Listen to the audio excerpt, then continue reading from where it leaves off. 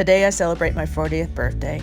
And after Mass and we returned to our hotel, my friend gave me this box filled with cards and letters from people that have touched my life from various stages. Some of the cards made me laugh and some made me cry.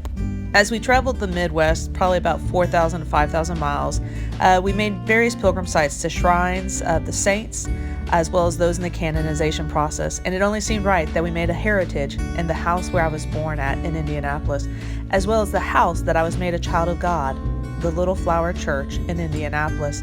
This was the church of my baptism. So I was able to see the church of my baptism, including the baptismal font where I was literally brought into the family of God. I had not been back to this church since I made a pilgrimage here in 2011.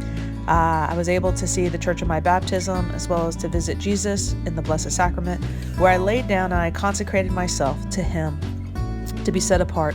And this here, the Little Flower statue, is a very special place. For those of you that know the spiritual warfare that I was under in 2011, you know this was the place where she offered me relief. I was also able to visit the grave sites of both sets of my grandparents, my mother's parents, as well as my father's parents.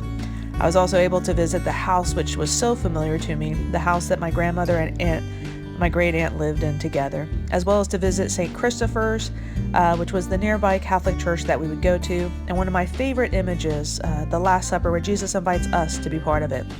This card, I think, sums it up on what's so important. 40 can only mean one thing. You're one more year closer to being a saint. I pray for myself and for you that is true, that each day we draw closer to Him in holiness. God bless.